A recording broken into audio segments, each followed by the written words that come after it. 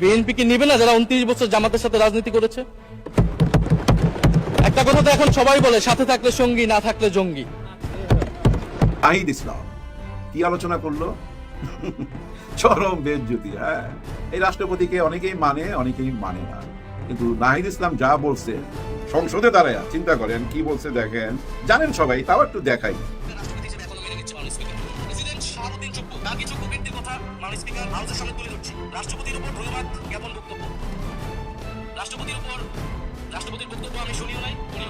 আসলে কিন্তু ওনারা শুনেও নাই, ছিল না, ওনারা বের হয়ে গেছিল সেদিন, তাই না?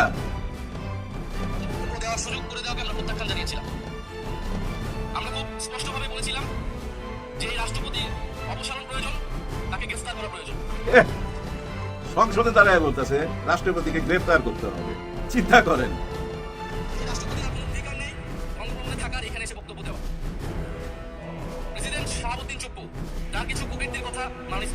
কুকীর্তি।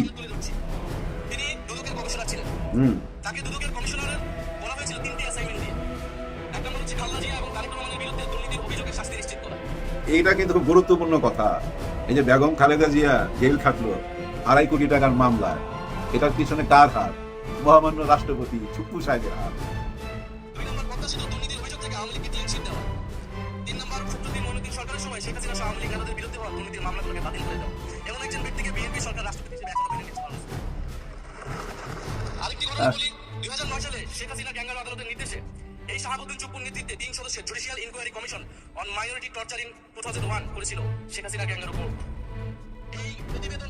হ্যাঁ, আরো শুনবেন।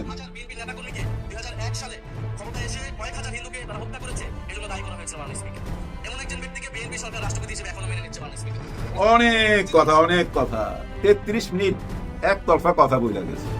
আসলে আমাদের এই রাষ্ট্রপতিকে অনেকে মানে, অনেকে মানে না। জনগণের মধ্যেও কিন্তু অনেকে মানে, অনেকে মানে না। ফজু পাগলারে গ্রেপ্তার করো, ফজু পাগলারে বাঁচতে দিব না, ফজু পাগলাকে হত্যা করো, ফজু পাগলাকে গ্রেপ্তার করো, এরকম। ফজু পাগলা মানে আমি বাংলাদেশে এখন ফজু পাগলা হয়ে গেছি। আমি নাকি ফজু পাগলা। কে চাঁদাবাজ? আমি এটা শুনতে চাই না।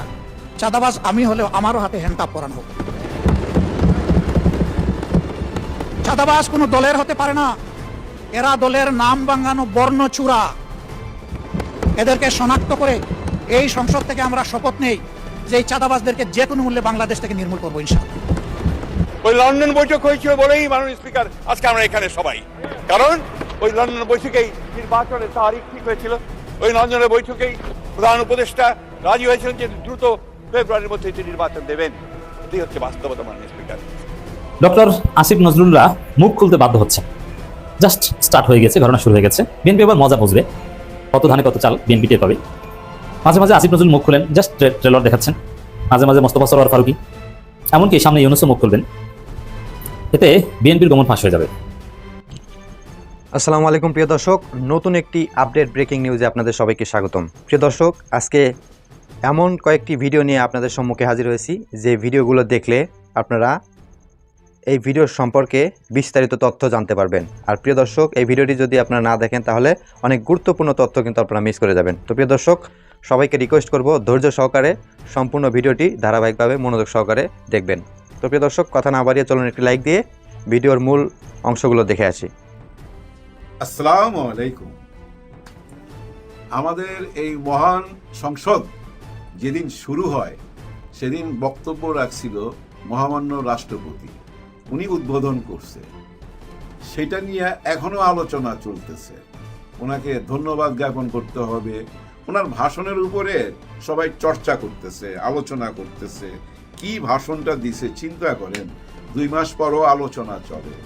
আজকে আলোচনার সুযোগ পাইছিল কে? নাহিদ ইসলাম। কি আলোচনা করলো?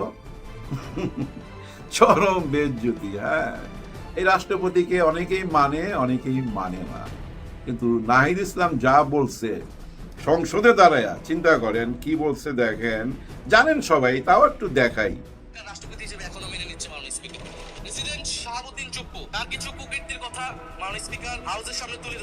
রাষ্ট্রপতির উপর ধন্যবাদ জ্ঞাপন বক্তব্য। রাষ্ট্রপতির বক্তব্য আমি শুনিও নাই, পড়িও নাই। আসলে কিন্তু ওনারা শুনেও নাই, ছিল না, ওনারা বের হয়ে গেছিল সেদিন, তাই না? বক্তব্য দেওয়ার সুযোগ করে দেওয়াকে আমরা প্রত্যাখ্যান জানিয়েছিলাম। আমরা খুব স্পষ্টভাবে বলেছিলাম যে এই রাষ্ট্রপতি অপসারণ প্রয়োজন, তাকে গ্রেফতার করা প্রয়োজন। এহ, সংসদে দাঁড়ায় বলতেছে রাষ্ট্রপতিকে গ্রেফতার করতে হবে। চিন্তা করেন। এই রাষ্ট্রপতির আর কোনো অধিকার নেই বঙ্গভবনে থাকার, এখানে এসে বক্তব্য দেওয়ার। প্রেসিডেন্ট শাহাবুদ্দিন চুপ্পু, তার কিছু কুকীর্তির কথা মাননীয় স্পিকার কুকীর্তি। তুলে ধরছি। তিনি দুদকের কমিশনার ছিলেন। তাকে দুদকের কমিশনারের বলা হয়েছিল 3টি অ্যাসাইনমেন্ট দিয়ে। 1 নম্বর হচ্ছে খালেদা জিয়া এবং তারেক রহমানের বিরুদ্ধে দুর্নীতির অভিযোগের শাস্তি নিশ্চিত করা। এইটা কিন্তু খুব গুরুত্বপূর্ণ কথা। এই যে বেগম খালেদা জিয়া জেল খাটলো 2.5 কোটি টাকার মামলায়, এটার পিছনে কার হাত? মহামান্য রাষ্ট্রপতি চুপ্পু সাহেবের হাত। 2 নম্বর পদ্মা সেতুর দুর্নীতির অভিযোগ থেকে আওয়ামী লীগকে ক্লিন শিট দেওয়া। 3 নম্বর ফখরুদ্দিন মঈনুদ্দিন সরকারের সময় শেখ হাসিনা সহ আওয়ামী লীগ নেতাদের বিরুদ্ধে হওয়া দুর্নীতির মামলাগুলোকে বাতিল করে দেওয়া। এমন একজন ব্যক্তিকে বিএনপি সরকার রাষ্ট্রপতি হিসেবে এখনো মেনে নিচ্ছে না। আরেকটি ঘটনা বলি, 2009 সালে শেখ হাসিনার ক্যাঙ্গারু আদালতের নির্দেশে এই শাহাবুদ্দিন চুপ্পুর নেতৃত্বে 3 সদস্যের judicial inquiry commission on minority torture in 2001 করেছিল শেখ হাসিনার ক্যাঙ্গারু কোর্ট। এই প্রতিবেদন অনুসারে হ্যাঁ, আরো শুনবেন। বিএনপি নেতাকর্মীকে 2001 সালে ক্ষমতায় এসে কয়েক হাজার হিন্দুকে তারা হত্যা করেছে, এজন্য দায়ী করা হয়েছিল মাননীয় স্পিকার। এমন একজন ব্যক্তিকে বিএনপি সরকার রাষ্ট্রপতি হিসেবে এখনো মেনে নিচ্ছে মাননীয় স্পিকার। অনেক কথা, অনেক কথা। 33 মিনিট একতরফা কথা বইলা গেছে। আসলে আমাদের এই রাষ্ট্রপতিকে অনেকে মানে, অনেকে মানে না। জনগণের মধ্যেও কিন্তু অনেকে মানে, অনেকে মানে না। আচ্ছা, কি কারণে মানবে বলেন? শেখ হাসিনাকে যদি আমরা মাইনা না নিই, ওনাকে কেন মাইনা নেব? শেখ হাসিনার অপকর্মের সাথে তো উনি জড়িত ছিল। কথাগুলো তো চরম সত্যি কথা। আর সবচেয়ে বড় কথা কি জানেন? তারেক রহমান সাহেবের মামলা এবং বেগম খালেদা জিয়ার মামলা এই চুপ্পু সাহেবের হাত দিয়েই হয়েছে। এই চুপ্পু সাহেবই কিন্তু সম্মতি দিছে জেল খাটার জন্য বেগম খালেদা জিয়াকে। এখন উনাকেই কেন বিএনপি মাইনা নিতেছে? এটা একটা বিরাট বড় প্রশ্ন না? অনেকের মনে প্রশ্ন, বিএনপি এত বড় একটা দল নির্বাচন করে সরকার গঠন করলো, ওনাদের মধ্যে কি কেউ নাই রাষ্ট্রপতি হবার যোগ্যতা রাখে? নিশ্চয়ই আছে। তারপরেও কেন চুপ্পু সাহেবকে রাখা হইল? এর পিছনে কারণ কি? কারণ ভাই অনেকে অনেক রকম কারণ বানায় নেয়। কেউ কেউ বলে ওইখান থেকে লিখিত দিয়ে দিছে যে চুপ্পু সাহেবকে সরানো যাবে না, এরকম বানানো কথাও হইতে পারে। কিন্তু প্রশ্ন একটাই, এত বড় দলের মধ্যে কি কেউ রাষ্ট্রপতি নাই? ওনাকেই কেন রাখতে হবে? যেখানে শেখ হাসিনাকে তাড়ানো হইলো, কি কারণে তাড়ানো হইলো? শেখ হাসিনার বহু অপকর্মের কথা এখন আমি 1 ঘন্টা বলতে পারবো, তো বইলা লাভ নাই, এগুলো সবাই জানেন। কিন্তু তারই তো রাষ্ট্রপতি এই চুপ্পু সাহেব। ওনাকে রাইখা শেখ হাসিনাকে বাদ দিলাম, তাহলে কি দাঁড়াইলো? মানুষের মনের মধ্যে একটা বিরাট বড় প্রশ্ন না? এর পিছনে কারণ কি, রহস্য কি?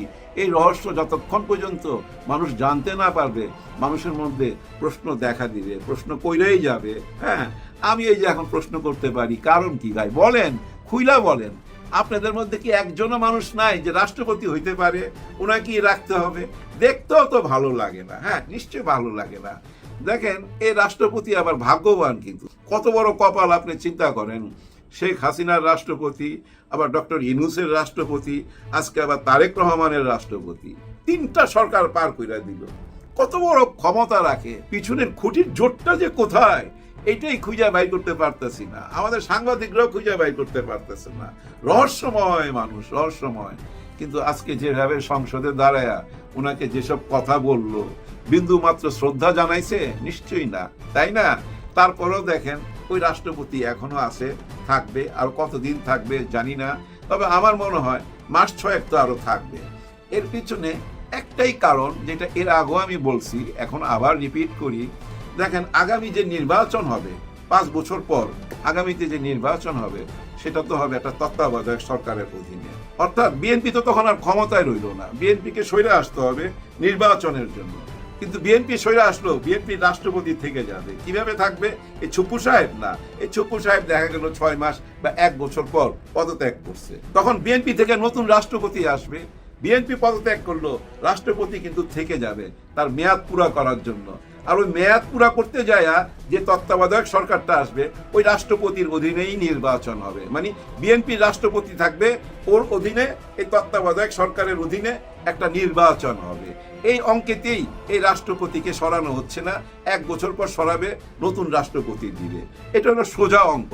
এর পিছনে আরো অনেক অঙ্ক থাকতে পারে, অথবা পার্শ্ববর্তী দেশ থেকে কোনো প্রেসক্রিপশন থাকতে পারে, যেটা আমাদের মাথায় ঢুকবে না। আমাদের মাথায় না ঢুকলো সাধারণ জনগণের কাছে দেখতে ভালো লাগতেছে না। আপনারা নির্বাচিত হয়ে আসছেন, নতুন সরকার গঠন করছেন, নতুন একজন রাষ্ট্রপতি দেন, তাহলে তো এত কথা হয় না। আজকে যেভাবে সংসদে দাঁড়ায়া উনার কথা বললো যে ওনাকে কেন গ্রেফতার করা হচ্ছে না, উনি তো স্বৈরা শাসকের দোসর, উনি তো আমাদের ব্যাংক ট্যাঙ্ক লুটপাট কইরা ওই এস আলমের হাতে দিছিল। তারপর আর কি কি কথা বললো এটা তো আপনারা শুনছেন।